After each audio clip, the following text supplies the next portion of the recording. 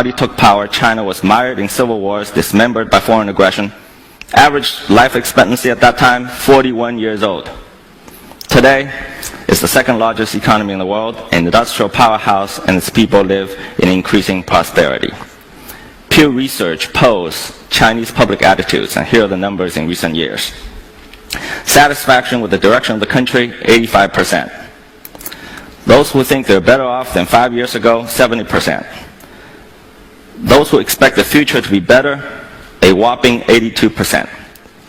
Financial Times polls global youth attitudes, and these numbers, brand new, just came from last week.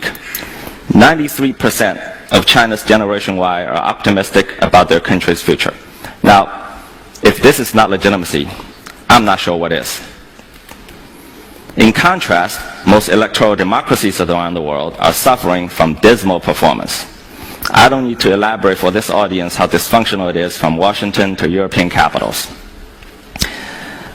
With a few exceptions, the vast number of developing countries that have adopted electoral regimes are still suffering from poverty and civil strife. Governments get elected, and then they fall below 50% approval in a few months and stay there and get worse until the next election. Democracy is becoming a perpetual cycle of elect and regret.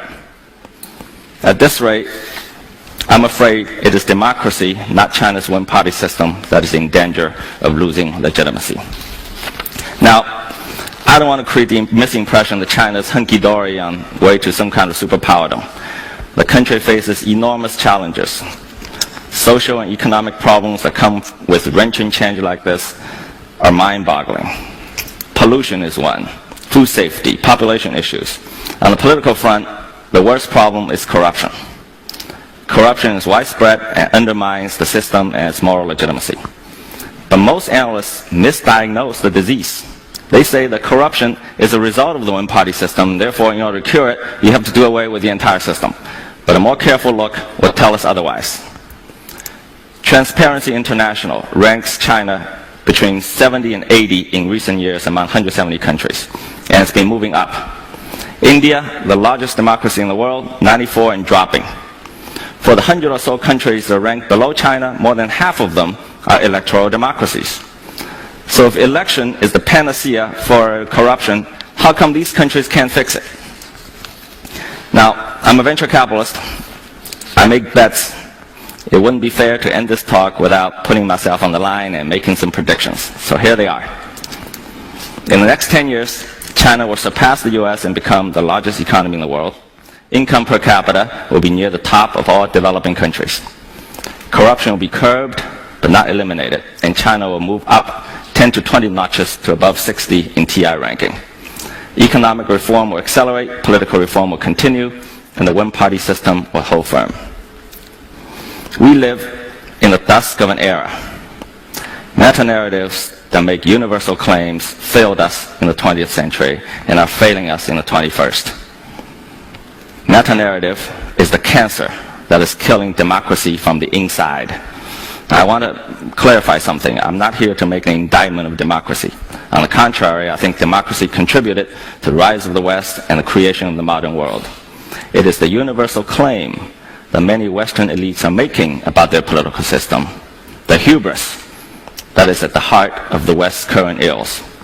Who will spend just a little less time on trying to force their way onto others and a little bit more on political reform at home, they might give their democracy a better chance. China's political model will never supplant electoral democracy because, unlike the latter, it doesn't pretend to be universal. It cannot be exported. But that is the point precisely. The significance of China's example is not that it provides an alternative, but the demonstration that alternatives exist. Let us draw to a close this era of meta-narratives. Communism and democracy may both be laudable ideals, but the era of their dogmatic universalism is over. Let us stop telling people and our children there's only one way to govern ourselves and a singular future towards which all societies must evolve. It is wrong, it is irresponsible, and worst of all, it is boring. Let universality make way for plurality. Perhaps a more interesting age is upon us. Are we brave enough to welcome it? Thank you.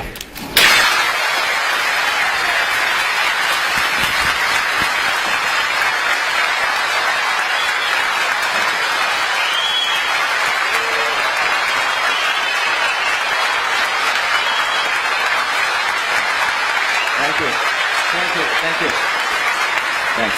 Eric, stay with me for a couple of minutes, Okay. because I want to ask you a couple of questions. Okay. I think many here and in general in Western countries would agree with your statement about analysis of democratic systems becoming dysfunctional, but at the same time many would kind of find unsettling the thought that there is an unelected authority that without any form of oversight or consultation decides what the national interest is.